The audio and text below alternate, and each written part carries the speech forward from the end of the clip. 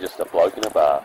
What is up, ladies and gentlemen? Welcome to another episode of Packer Up Boys, powered by Lontel, guys. You know the drill. I don't need to tell you. You know the drill. Best internet in all the land. I actually got a few messages over the weekend because there's a lot of people, and they have contracts. And ironically, that's a good thing about Lontel is you don't have to sign these like multi-year contracts. You just pay as you go, pay for what you use. But anyway, multiple people go like, I'm gonna use it when I'm going to sign up after my contract ends or whatever. And also a few people that messaged that their contract had just ended and they just signed up. Nothing but glowing reviews, guys. As I said, like this is actually one of the partnerships where like we were so mind blown by how good and how the customer service was, taking care of us, guiding us in the right direction, that we were like, we've got to partner with these guys. So go to lontel.net.au/bloke. Make sure to get your internet from there. Everyone has internet. It's the best way to support the platform, guys. Support people that support us. Genuinely, without our partners, this doesn't exist. This really doesn't exist. Matty, how you going, brother? Yeah, I'm good. We're 1 week away from the Ashes. And last night, my fiance had a Love Island marathon night. So I obviously had no interest in taking part of that. So I went onto YouTube and I watched 5 cricket documentaries back to back. No way. From about 6 o'clock till about, and she wanted to come in when her Love Island marathon was done. I'm like, nah, if you want to stay in here, we're watching the 2005 Ashes documentary. Okay. And we did. And I'm like so immersed in it right now. Okay, so you're feeling the cricket. The cricket season is upon us. I mean, it's literally 12:30 p.m. now. This time next week will be 1 hour away. So there's been so much like chat and shit talk, more than usual. Like the build-up's been insane. We've been talking about this for quite a while. I get it. The only thing that matters in sport is winning. I get it. It essentially is the only thing that matters. But I just think as a game, whatever sport you're in, you've got to engage in this kind of stuff. You've got to create headlines. You've got to engage in banter. Otherwise, you're just going to get left behind as a sport.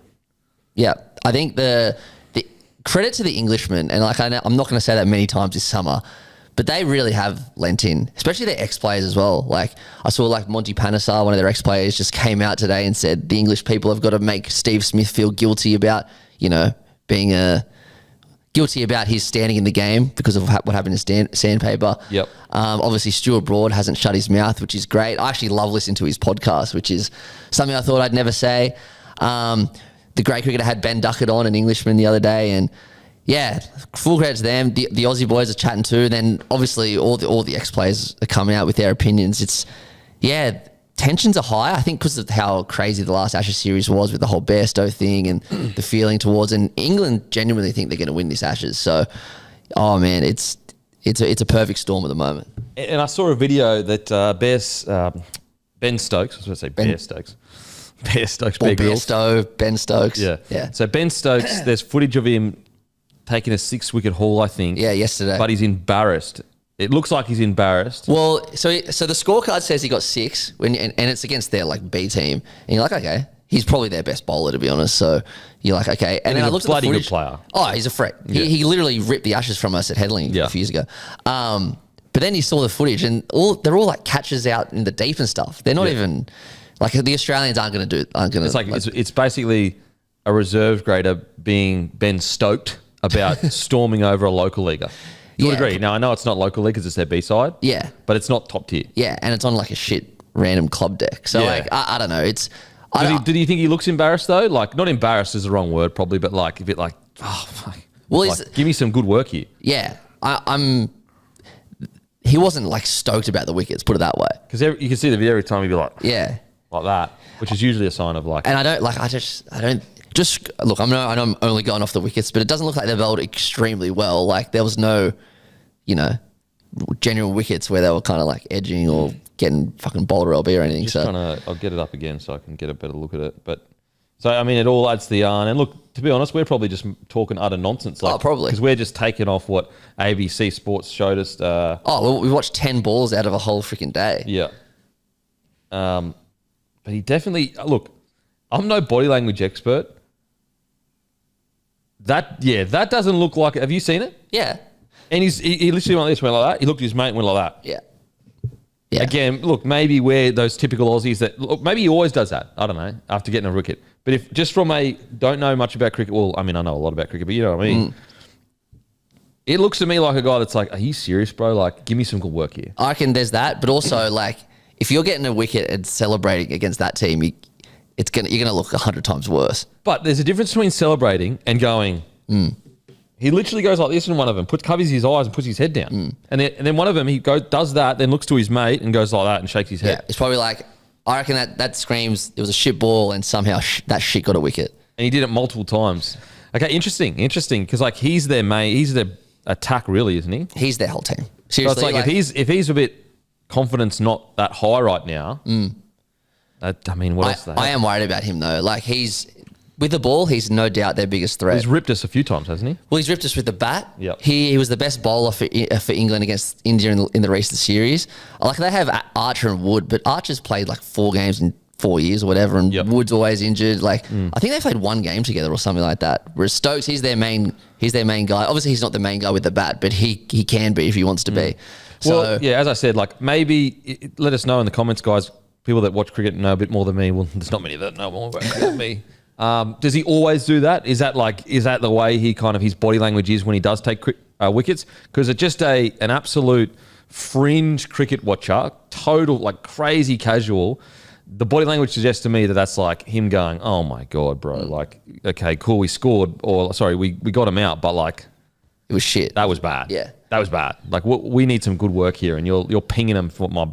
You're seeing them like pumpkins in regards to my catches are seeing them like pumpkins. Been a lot of criticism, and it's funny you say that, been a lot of criticism with their preparation. Like they've basically had no warm-up. They played a 1-day series over in New Zealand last week, but like that's not helping with anything. This is their first hit out. And hasn't all our boys been in they're literally playing shield the whole time. Against each other. Yeah. Like Boland's getting Constance out. Boland got Constance out. Was it like 6 times he's got him out, something like that? Yeah, Constance can't face Boland. And England fans have the high to say, oh, our batsmen are going to smash Boland just because he was bad over there. But short memories, like the last time they were over here, that's when he was on debut and got all those Boland in wickets. Australia, he dominates. Boland in Australia is essentially the father of any person that comes here that isn't from Australia. Yeah. And also father of people that are in Australia too. Yeah, seriously. He's in Australia, he's cricket's father. He is. I love the whole weird, like, I don't know why it is so synonymous. I know you can speak to it sometimes with league where you go, he's his daddy or whatever. But I'll never forget and maybe it's like an India thing, but like the chat just like, like Constance is India's father and like, bro, it is so funny that they have this like unique father thing. Like, yeah, it's definitely an Indian thing. Like they love saying like Kohli's your father, Tendulkar's your father. So it's kind of just Aussies kind of giving it back. I wonder like from an Indian thing, and granted it's a worldwide, but like, is it like a cultural thing of like your father disciplines you, he's your boss, and like that's why it's such an insult? Like, yeah, probably. It is a weird insult, isn't it? Yeah, it's like, I mean, I love my father. Like, I treat you really well. But anyway, I thought it was hilarious last year where I was just like like every comment section, someone would like hit 1-4 and the comment would be like, he's your father. He's your father. It's like, what the fuck, man? Like he had an okay game. He's your father. Like one of the best, the page 28-year-old male? Yeah, of course. So funny. But all he did all last summer was say, stir him up. Stir him up. It was the most funny. It was honestly one of the best, like outside of grade cricketer who year on year is the best content in cricket. Yeah. 28-year-old male stirring up Indian fans was honestly hilarious. From an antagonist perspective, they're number one. Like they just stirred him up all the time. But some Indian fan made an Instagram page called the 27-year-old male and just did rival content and just tagged him and everything. That's what I said to Dan Gorringe when I seen him down a couple of years ago when he started his Dan Does Footy page. Yeah. I was like, I should start a Dan and Does Footy and just like take the piss out of you the whole time. But yeah, 28-year-old male. I hope he leans into like, anti. Also like the Kick It Forward podcast. Oh, they are their clips are so funny. Like their clips and they're like, what would you say, skits? Yeah, skits. Bit of a weird word. I like goated. Yeah. Honestly. So goated, it's a joke. Like mundane small things and turning them into like the funniest shit you've ever seen. Bro, their England skit where they were all dressed up. Oh, yeah. Was so funny when Josh was like, this is sponsored by sunscreen. Yeah. I wish, did they say bad teeth? I don't think they did. I wish they had said bad teeth. Bro, that's so funny. They've got this thing at the moment where they like do hacks on like how to get free shit. Just with anything. Like if you sign up to a voucher and you buy all this, that whole series is making me laugh at the moment. Okay. I don't know whether the aeroplane thing is real or not. I don't think it is. It's not, is it? But like it got me. Like Initially, it got me. Like, because the whole news report thing. Well, I went through 2 stages. I was like, don't believe it. Like, that's clearly a piss take. Yeah. And then I was like, they reeled me in, and I was like, oh fuck, like, is this real? Like, and then you know what I mean. So I go in and out of like, is this real or not? I think it was the second or third one. I was like, nah, there's no way. It's so well done though. So well done. It did hook me in as well. Yeah, Yep. so well done. So.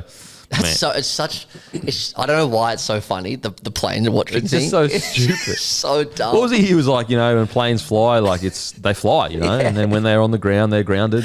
And his tag on Channel 9 News or whatever was like, plane user or whatever it was, like something so dumb. It definitely wasn't that, but it was something so dumb. I can't wait. As I said, I can't wait for great cricketer content. I can't wait for, especially when all jokes aside, when you're deep in the source of a rugby league season, like you've got to create all the content. Whereas like when cricket comes around, obviously we're still creating content, but we get to kind of sit back and just like For sure. enjoy other people's stuff. Yeah. Especially when, we're still working full time, but it's nowhere near the whirlwind of a season. Like, and I'm not complaining, guys. I know normal work is way harder. I get it. I'm just saying, like, it's just a weird feeling. Like in season is such a weird feeling. You feel like you're in a washing machine. Yeah. Like you're in, it's such high intense routine that you don't veer away from anything. You're just always going. And then when you stop, it's like you take a breath and you're like, what just happened? Yeah. I think, what I think that makes it so like washing machiney is everything that happens. Like think of when I used to work in the coal terminal, above ground mine in Marulan or down in Port Kembla as well. Every day is usually pretty much the same. You rock up, you talk to the boys, you pull cable, you do you cut ties, whatever. Whereas league, it's like there's so much overload of information every single week that you're just like, that's probably why it feels like a bit of a whirlwind. Probably, yeah. Especially because I don't know, like I can't speak for AFL, but surely they don't have as much storylines as we have. Like the shit just happens all the freaking time. All the time, bro. It's crazy. It's crazy. Guys, all proudly brought to you by Grumpy Coffee. Go to grumpycoffee.com.au. We've got a huge Black Friday sale coming up.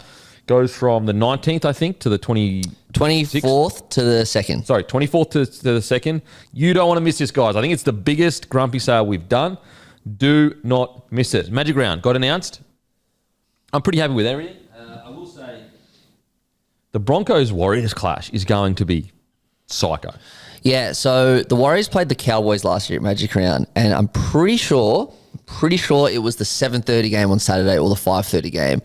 And besides Broncos Manly the year before, besides Broncos Manly the year before, it was the loudest I've heard Suncorp at a Magic Round. A Broncos-Warriors in Magic Round? Yeah, and let me stress to you that this game did not involve the Broncos. Yeah. So imagine now all those Broncos fans, because the Warriors fans, they're the loudest and proudest and loudest again. Yeah. So, it's going to be hectic. I cannot wait. Look, all the comments I saw was, they've gone out of their way to not do storylines and not do matchups.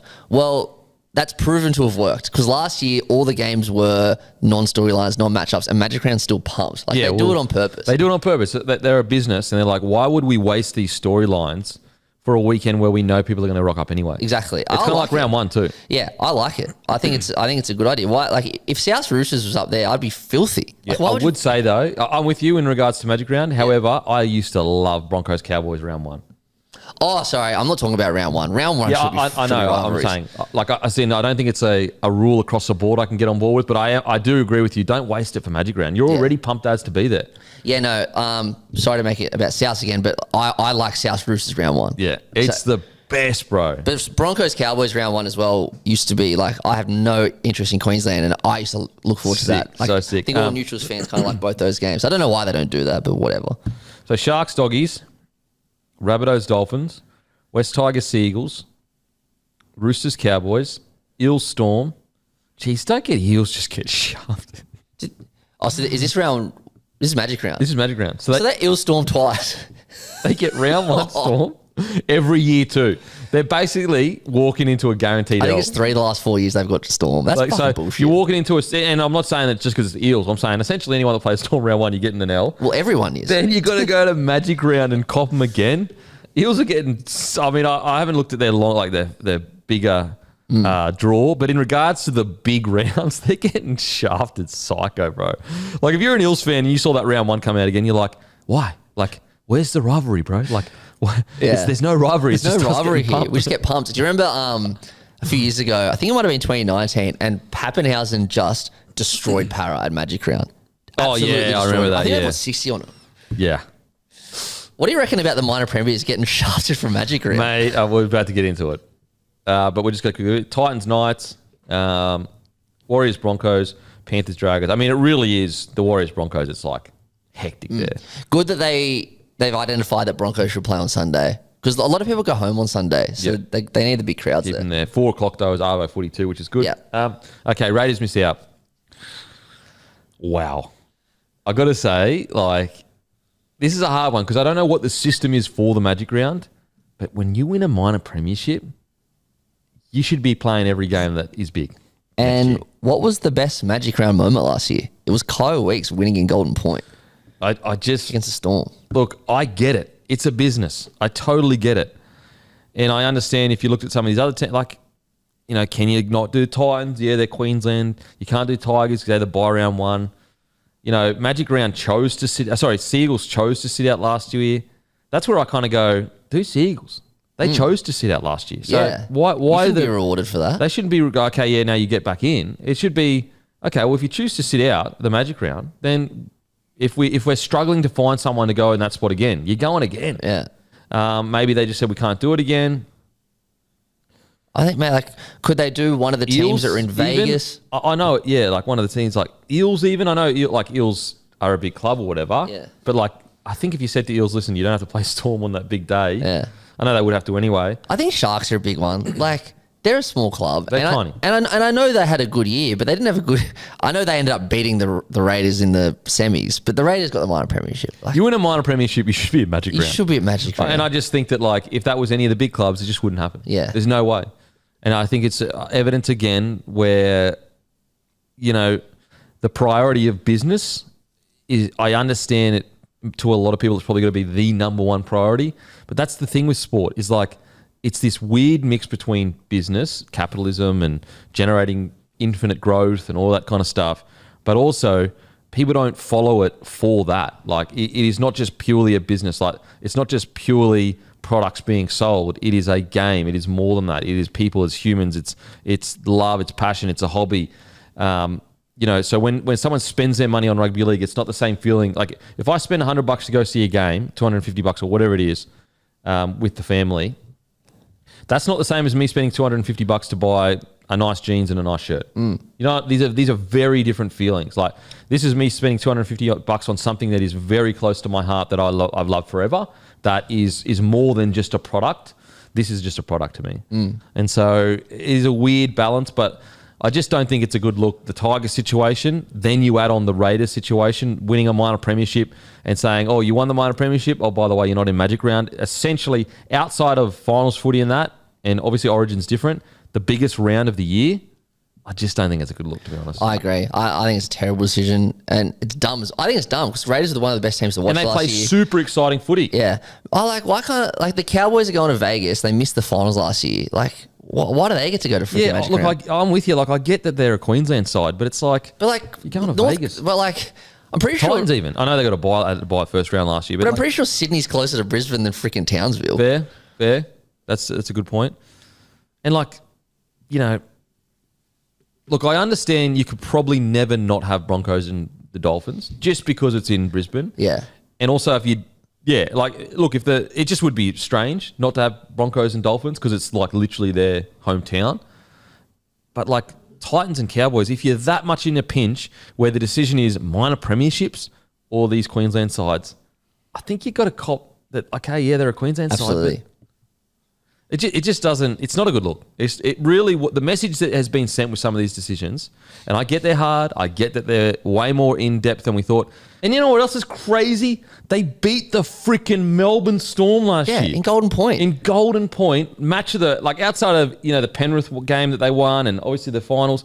Well, essentially, like, the Raiders have been in 3 of the best games of the season last year, and in Magic Round, they're not there. You know what? They were. The 3 best games of the year were all Raiders. Yeah. So that's why I'm like starting to get more passionate about the subject, because I'm like, hang on a sec.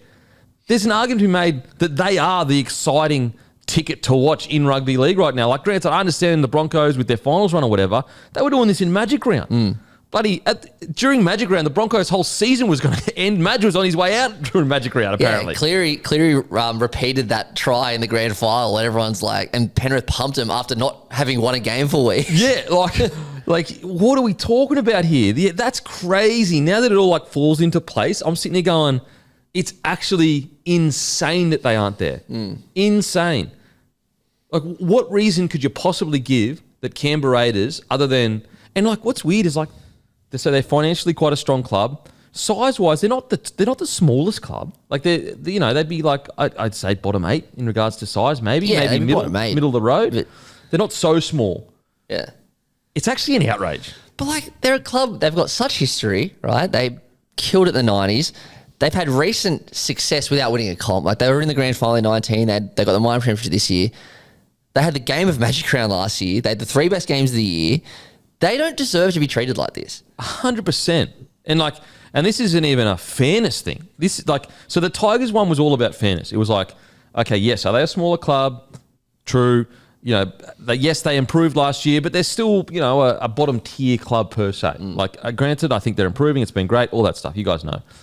The Raiders, just like, even from a business perspective, the highlights that came out from last year, the incredible games they played, like, they're one of the big dogs that should be stepping on one of the little dogs right now. You know what I'm saying? Like, if fairness is not the metric you're trying to use in these selections, which it hasn't been. It's not, because they're the minor premierships, whereas I think the year before was the Knights and they came second last. Well, last year was Manly, and then, it was Knights. Because Manly pulled out of it. Manly pulled out.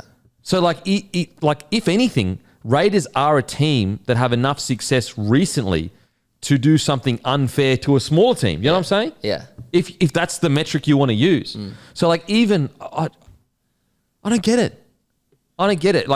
And spare me with this AI nonsense. You know what does my head about the whole AI thing?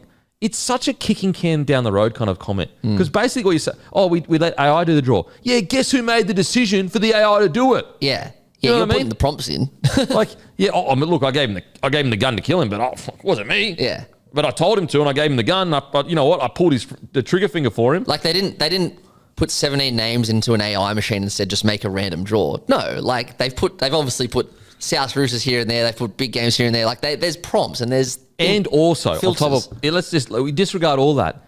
You are still the one responsible for using AI. You know what I'm saying? You are still the one in the position of power that chooses to use AI or build the draw yourself. So it's not, the AI has no accountability for how the drawers came out. It is all on the person that chose to use AI. Yeah. Like, I just, I know most of the audience, like the rugby league community, aren't buying the AI thing because it's just not true. There's prompts in it. Yeah. Like, it's just not like, the AI just happened to spit out Rabbitohs versus Roosters in the last game of the season. Yeah. Like, spare me. But I just feel like it's such a weak out to offload the responsibility. Like, honestly, I'd much rather, them just come out and go, this is what we think is best. And the game's in the best place it's ever been. How about you show a bit of trust in what we're doing? Yeah. And I'll be like, I disagree with the decision you've made. However, that's at least that's an opinion I can kind of go, okay, maybe I should trust what you're doing. Even though I feel like there's more ways to get what we're doing. Well, they put a name to an opinion.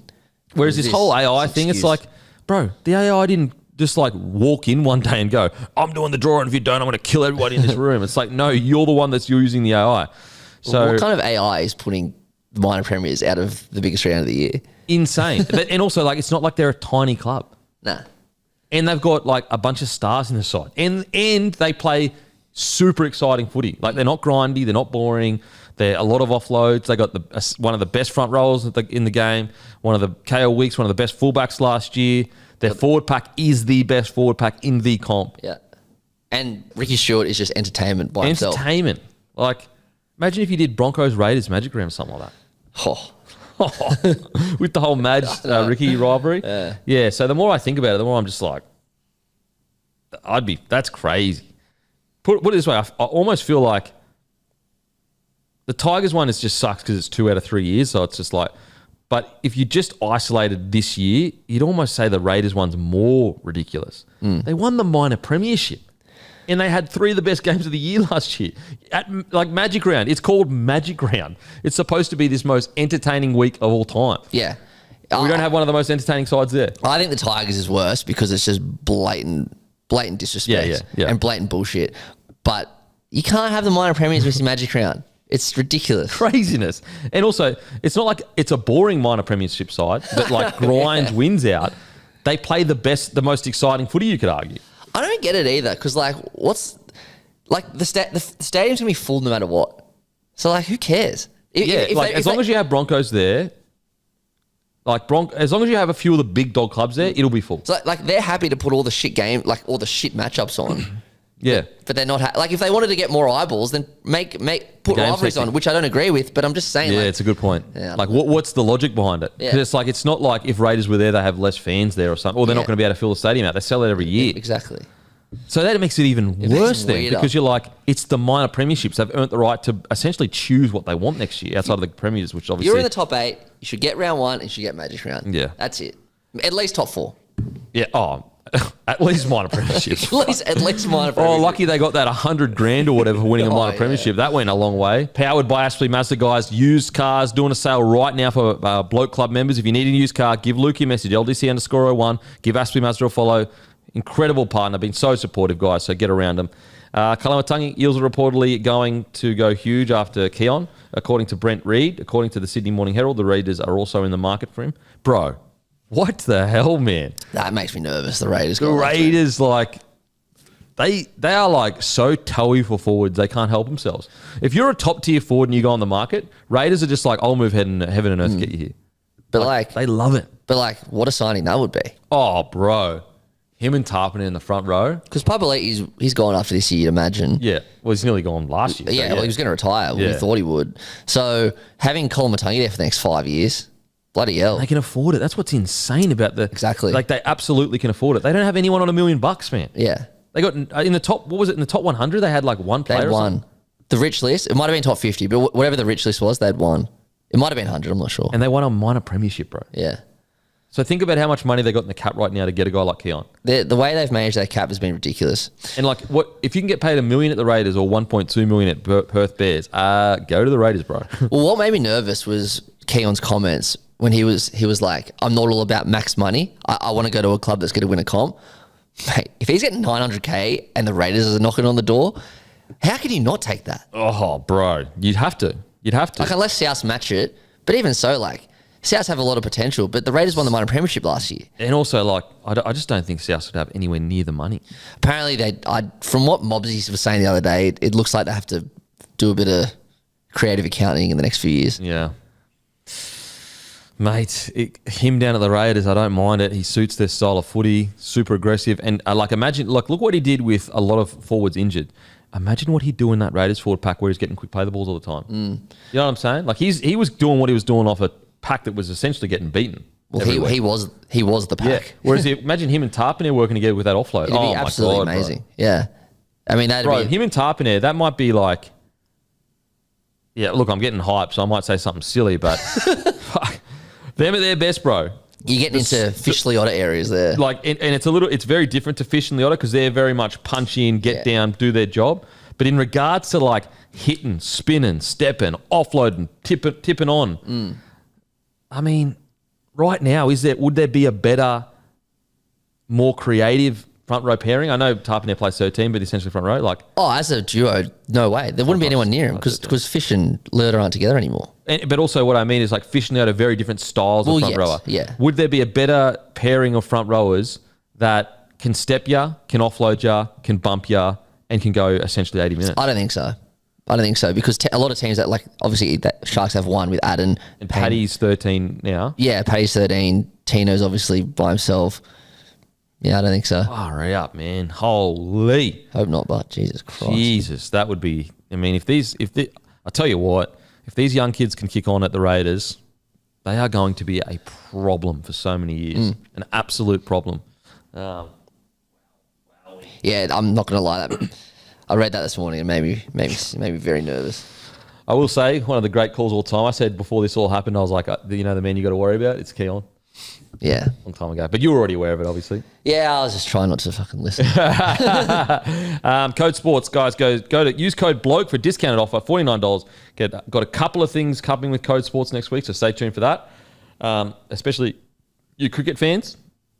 And as always, a massive thank you to Code Sports for getting on board. Also brought to you by Good Day. You go to begoodhealth.com.au. Get your Good Day multivitamin. Did I say Good Day just I then? think you did. Get your Good Day. Get your Good Day multivitamin. Go to begoodhealth.com.au. Also, they've got a hydration, rehydrate you.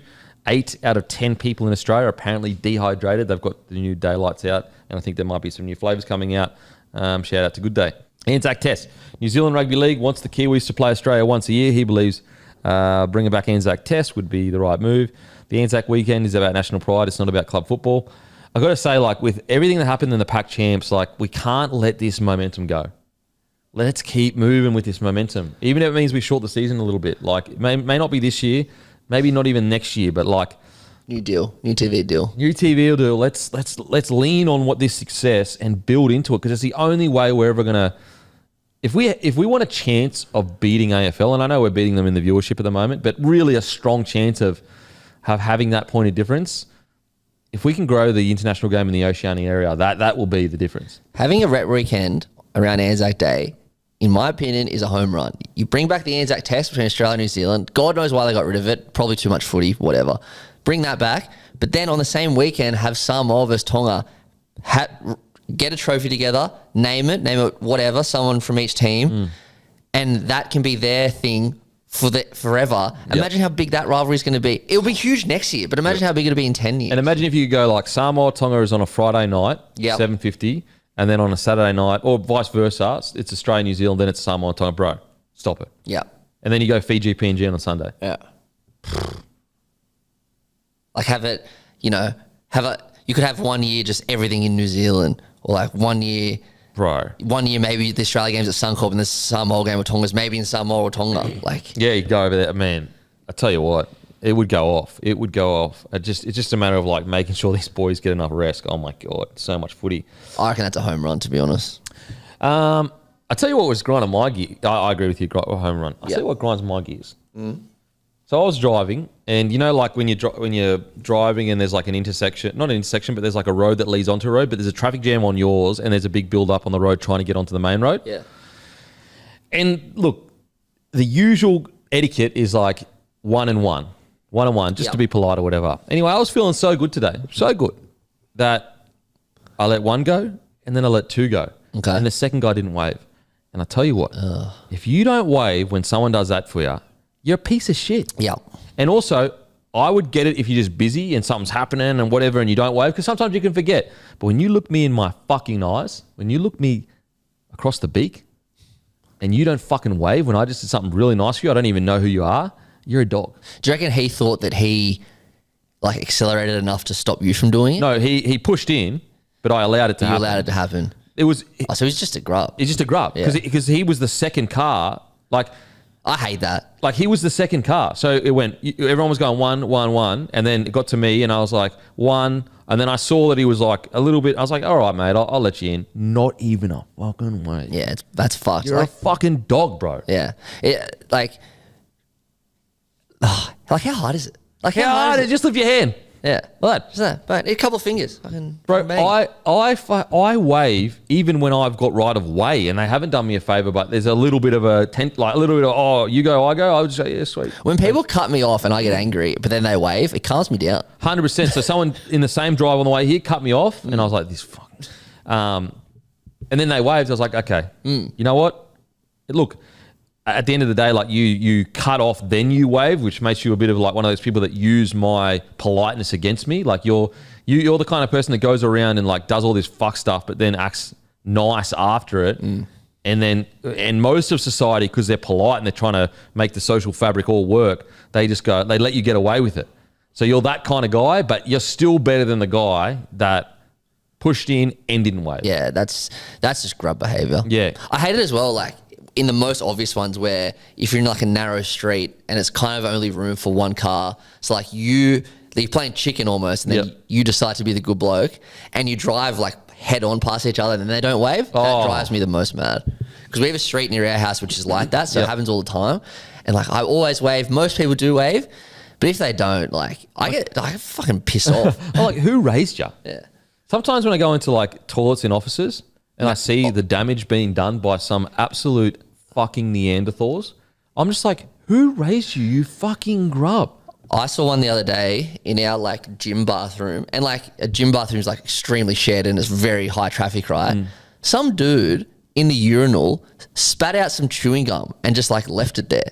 Like, who do you think has to pick that? Like, some cleaner's going to have to come and pick that up. What? Just fucking throw it in the bin. Oh my God, bro. And what's good now is we actually got scent in the toilet.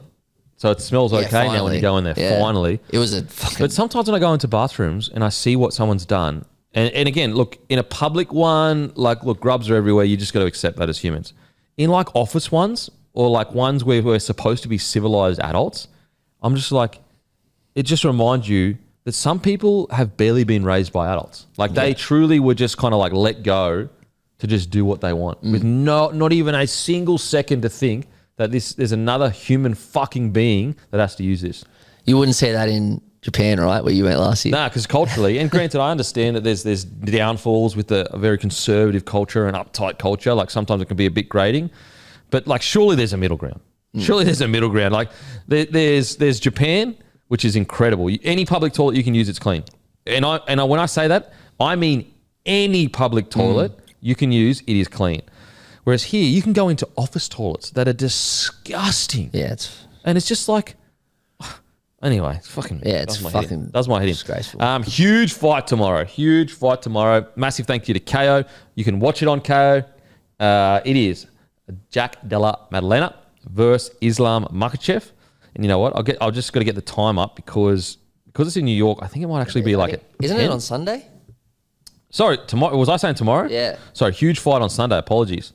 It's on Sunday, and I just want to get the time because it's in New York. Sometimes it bloody...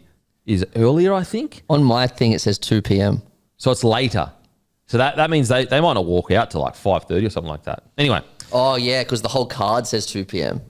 Yes, that's when it starts. So usually it's a 12 o'clock start. Right, okay. But when it's in New York, sometimes it's a little bit later. Anyway, long story short, Jack Della Maddalena, he is going to be fighting Islam. And this is, bro, the size of this fight, it couldn't get much bigger. It couldn't get much bigger. Unbelievable. I just cannot wait for it. It's going to be so interesting to see, like, how does Islam carry that weight? So Islam is the 155 champion. He beat Volk in Australia by just points. I actually had Volk winning that, but that might be my Aussie bias. Was that the Perth one? Yeah. Now, people that say it was a robbery, it's like, bro, fucking relax. It was a very close fight that could have gone either way. And I actually think Islam surprised a lot of people on his feet in that fight, but also I think Volk surprised a lot of people on the ground. And Volk was going up a weight division in that too, so he was a smaller man. The second fight he beat Volk again, but that was the 11-day fight, so I don't really. Oh, that's right. You know, like I don't really count that. Like, granted, I understand it still says a W, and he still agreed to do it and all that, but it's like. I just wish Volk never took that fight. I really do. Like, I agree, and like obviously I'm not even a UFC fan. I support the Australian fan, but like. Even though it turned out bad, how good were those 11 days? Oh, like the lead up was so sick. The lead up was so sick. Like that true Aussie spirit. But it was just like against Islam, like surely not, like he's a pound for pounder. Like I get it. I love that kind of balls, and I'll always respect the audacity to think to go to do that. I mean, that's what makes him great. That's what makes him great, and that's why it's always a double-edged sword when you've got people as great as Volk. That's how they got great, was by taking risks. But I just, it just wasn't worth it. Yes, obviously you could go in there and do something that would blow everyone's mind, but at the same time, like you're already a great, so people would just go, yeah, well, it's Alec Volkanovski. He can do that kind of stuff. Yeah. Whereas anyway. Okay, so yeah, JDM. So yeah, Islam. I will say, people that look, JDM's striking is way better. I'm not pretending, but people that just keep saying like, "Oh, Islam can only wrestle." Islam has really good counter striking. He is not really good. I take that back. Sorry, good counter striking. He's a decent, solid MMA striker. So, although JDM will most likely dominate them on the feet if he has to, it's not as clear cut. now it is clear cut, but it's not like such a gap that it's just like he's just going to get absolutely blasted on his feet. Now, I hope he gets blasted, but it may take a few rounds for JDM to kind of piece him apart a little bit because he's such a counter fighter. He doesn't actually push forward that often, at least at my ones that I've watched of Islam. He's usually, on his feet at least, he's usually trying to lead people into traps. Now, people have commented a lot of Islam's size. I'm really interested in this one because, yes, he's bigger. He's probably more explosive. Yes, he hasn't had to cut. However, he had cardio issues at 155. Now, the question is, was the cardio issues because of his cut, or was it just because cardio-wise he's just not that strong? Now, he's still good. He can get to your 4th and 5th round. But Dustin had success late. Alex had success late. And if you put on that much muscle mass, yes, you may be more explosive. Yes, you might feel better going into the fight. But people can say all they want about, I put the muscle on properly. You put extra muscle mass on, your cardio will not be as good. It's really that simple. Now, Grant, I want to be really clear here. If his cardio wasn't good because of the weight cut in 155, then because he doesn't have to weight cut, his cardio actually might be better. However, if his cardio just isn't good, it's only going to get worse with extra muscle mass. It's, and maybe there's evidence that that's not the case, but in all my years of, being an athlete or whatever, you put on weight, yes, you can be more explosive. Yes, you can be faster at top speed. There's a balance with the fastness, but you can be more explosive, more powerful. There's always a trade-off. And, go and look at Conor McGregor at 145. He looked like death, but his cardio was way better than when he got to 155. Now, granted, that's probably because he didn't train as hard or whatever. So that's what I'm really interested to see. We know JDM can go 5 rounds. He's got good, solid cardio. Not cardio, crazy cardio in the elite top tier standard of like a Diaz or whatever, but he's got good, solid cardio. We know he can keep swinging all the way to the 5th round. It's just a matter of, can he take Islam into that 4th or 5th round where he loses his explosiveness, he's a bit tired, he's a bit fatigued, and then land that shot that he needs to land.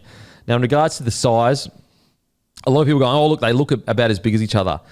The thing is this, is like, yes, you can look about as big as each other, but there's a natural frame that certain people work better at. And JDM's frame, his upper body's actually not that big. It's his lower body, really thick legs. And so I just think like, yes, there are going to be times where Islam's going to take him down, but with that big, thick, strong base in his legs, I just wonder if his scramble's going to be explosive enough to give him enough time to get off the deck. And also, like, yes, Islam can get down people in 155, but guys that are, essentially 10 kilos heavier, yes, it's not all about strength at all. Like, a lot of it is about technique for sure. I'm not denying that. However, strength does count for something. It really does. And so I just wonder, how is that strength difference compared to... Because, like, he beat Oliveira, he beat Dustin that are okay. Like, Oliveira is more of a jiu-jitsu guy. Dustin, okay, take defense, but not really known for his ground game. Alex is a 145er naturally. Has he really fought a strong, big man with good... A strong, bigger man with good takedown defense? Now, maybe he has in his resume. You can find me some people. But I don't know if he's ever fought a guy as big as JDM at this higher level. If I'm thinking, like, I'm trying to think in his career, like his resume. The 2 fights against Volk, I kind of discount because, like, Volk was coming up in weight. So it's like, and like, I don't want to, I don't discount it in the skill set, because what Islam did was incredible, especially in the first fight. It was just amazing to see how good his striking was. But like, it's just hard to get a gauge. Like, if you said if he had the 1 win over Volk, I could count it. The second one, I just don't count. The Dustin Poirier, like, yes, he was still top tier, but we've got to remember every time he gets to the belt, he struggles, and also he's a bit older. The Charles Oliveira, he's also a little bit older. I'm really interested to see a young, prime, 29-year-old, I think, JDM that's big, thick legs, natural 170. Just interested to see how he goes with the strength of that. I'm hoping that JDM can get him into that 3rd or 4th round, gas him and drop him. Because if you go back to the Volk fight, he dropped him, but it was a fatigue drop. Like, it wasn't a huge hit drop that got him down. So now in regards to Islam though, like, that wrestling is just on a whole nother level. Like, it is so top tier. And it's just going to be about, can JDM scramble enough for long enough? Because he is going to get taken down. Without a doubt, he's going to get taken down. he's probably going to be able to defend the first 5 shots, or the first 5 times he gets taken down, he might be able to get up, maybe 3 or 4. But can he get up a 6th, a 7th, an 8th, a 9th time? That's going to be the question, I think, for the fight. So huge fight. It's on KO, guys. I just watched their face-off.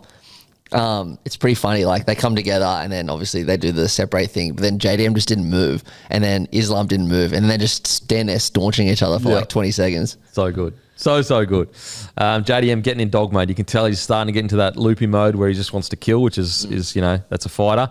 Cannot wait. Absolutely cannot wait, guys. Make sure to tune in. And we might have a little bit of JDM content coming out in a couple of hours too. I'm trying to think. Anything else? No, that's about it, I think. That's about it. Sports bet. Make sure to give us a follow on the feed for Sports Bet. Grab your grumpy coffee. Sign up to Lontel. Need a used car? LDC_01. Speak to Lukey. Aspie Mazda. Anything else, mate? What's your Argo looking like? Yeah, sorry to be boring, but it's literally just all cricket. Like, that's all I'm consuming at the moment. Just old cricket stuff and new cricket stuff and anything in between. Yeah, I'm trying to think here. In regards to my algo, what's going on at the moment? Not really much, to be honest. Yeah, not really that much in the algo. But yeah, mostly UFC stuff, to be honest. Okay, that's us done and dusted. And as usual, we'll go fuck ourselves. Thank you. What's gambling really costing you? For free and confidential support, visit gamblinghelponline.org.au.